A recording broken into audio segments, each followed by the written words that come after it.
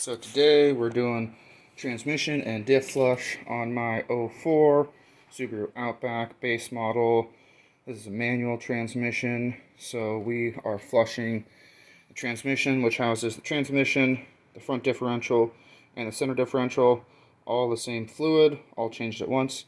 If you have an automatic transmission, you're going to be flushing the automatic transmission fluid from the transmission itself, which also houses the center differential, and then you're probably going to be replacing your filter on your automatic transmission. There's either the oil filter style that's on the side of your transmission, or the in-pan filter where you actually have to remove the bolts around your pan. I unfortunately don't have an automatic transmission on one of these Subarus to show that, but we're going to be doing this through on the manual transmission. So I already did the flush on the transmission itself, so I'm just going to run through it real quick. Easiest way to do this, and this is going to be the same for doing the front differential on the automatic transmissions. You're going to come to your airbox. You're going to have a 10 mil bolt here and a 10 mil bolt here. You're going to pop both those out. You are going to disconnect your air temperature sensor. You're going to undo your hose clamp on your airbox. Mine is an 8 mil or a flathead. And then if you still have the factory airbox resonator that comes over here, you're going to disconnect it from here. The pipe should just pull out of it, and then this whole housing is going to slide off backwards and come out, and you're going to set that aside. Down below on the passenger side, you're going to see that yellow handle right there.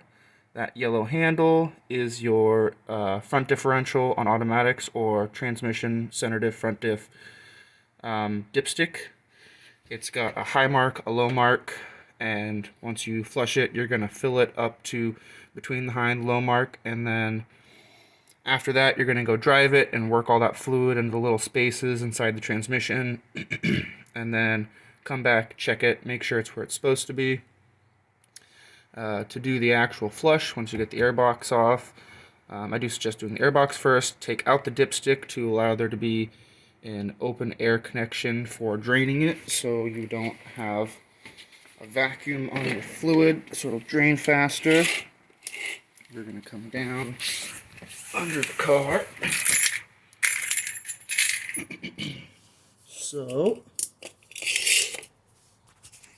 there's your oil pan, your driver's side exhaust header, and then back here where the exhaust header comes together, right up there is your T70 drain bolt. If you are driving a 2000 to 2002 Outback, that's going to be I believe it's a 17 millimeter hex. In 2003, they upgraded it to the T70 torx, and it does have a crush washer on it. So when you take this off, you're going to want to replace that crush washer to make sure you get a good proper seal when you put this back together. So you're going to undo that, your oil pan below, pull it, let it drain. You're going to want to let it drain until it turns into just drips. And on the transmission drain plug itself, it is a magnetic drain plug. You're going to find usually some grime buildup on that plug. That's just the fine little metal bits that have mixed in with the fluid, and you're going to want to clean that off very thoroughly.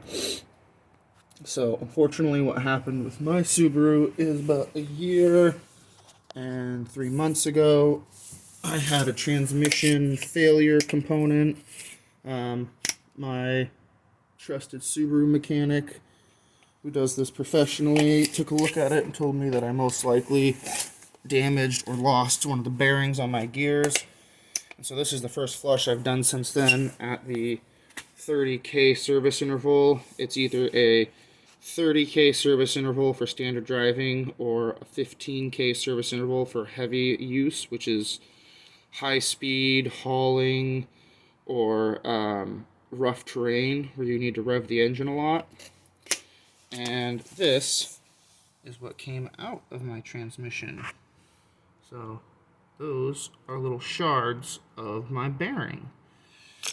and I believe it's on gear number 3. I have had some issues with it. The transmission still works. It's not ready to die yet. So once you get the fluid drained, put the drain plug back in, you'll come over and fill it up through that yellow dipstick. You're going to want to get one of these, one of the skinny long neck filler funnels. This is going to make it way easier to get fluid in there, or just get a generic cheap hand pump. I can show you one of those.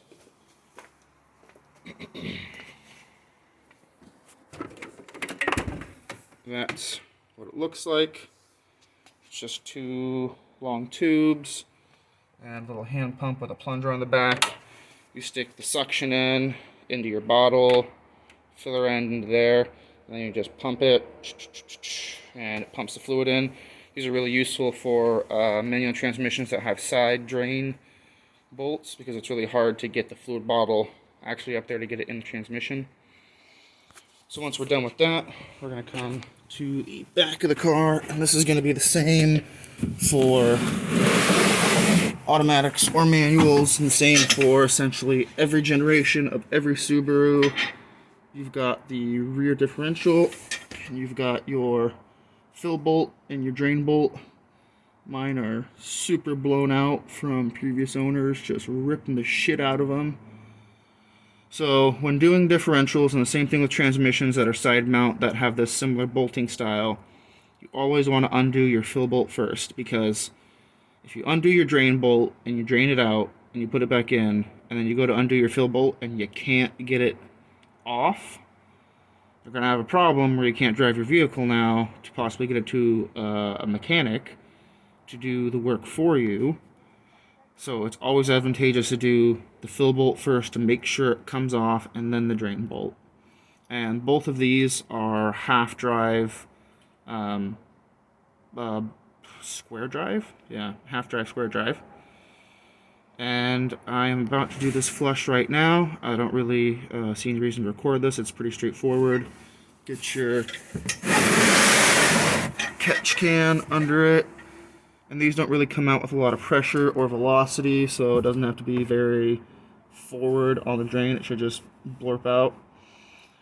And so all of these manual transmission Subarus take, after 2003, I believe it is, on the Outbacks at least, they take 75 W90 gear oil.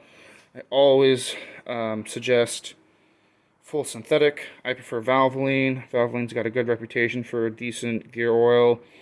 If you're looking at race grade gear oil, you're going to want to look at things maybe like, what is that stuff? Redline, or there's a few others that are highly sought after for those doing track days or extreme driving. You're going to see this contains limited slip additive. You may wonder, well, my transmission and my front diff and center diff or my rear diff aren't limited slip. Well, that's not a problem, because they don't make a non-limited slip additive full synthetic. They are all contain limited slip additive because this doesn't hurt a non-limited slip differential. So this is basically good for open diffs and limited slip diffs. Specifically on the Outbacks, actually, they do have a rear viscous limited slip differential, just as a fun note, and I believe that's back all the way through the 96 generation. And so that is basically the entire walkthrough of transmission and diff flush on these guys. Like I said, 30K service interval for standard driving, 15K for heavy hauling. And heavy hauling is going to be anything where you're frequently either trailering or hauling 50% capacity of the total gross weight of the vehicle. So total gross weight for these Outbacks, this car weighs in around 3,300 to 3,400 pounds, and they can carry up to 1,500 pounds of cargo. So if you're constantly hauling around 750 pounds of anything inside your car, you're going to want to look closer to that 15K service interval, because it does do a lot more wear to your gears and your synchros and your diff. They're all adds to the wear level. So that's pretty much it. Like, subscribe, hit me up for any other specific videos you guys might want to see. Specifically with this Outback, it's just other notes. It's got leaking head gaskets, external oil leaks, which I already know about, obviously. But it's not enough to cause a problem. Keep track of the oil, but this engine is going to be looking into a rebuild at some point, and obviously with the transmission the way it is now, we're going to be looking at a transmission rebuild too. So that's going to be exciting. I'm hoping to follow up with a new video soon about the Civic turbo engine I'm building. Just been really busy. But thanks for all the comments and the views, guys. I really appreciate it.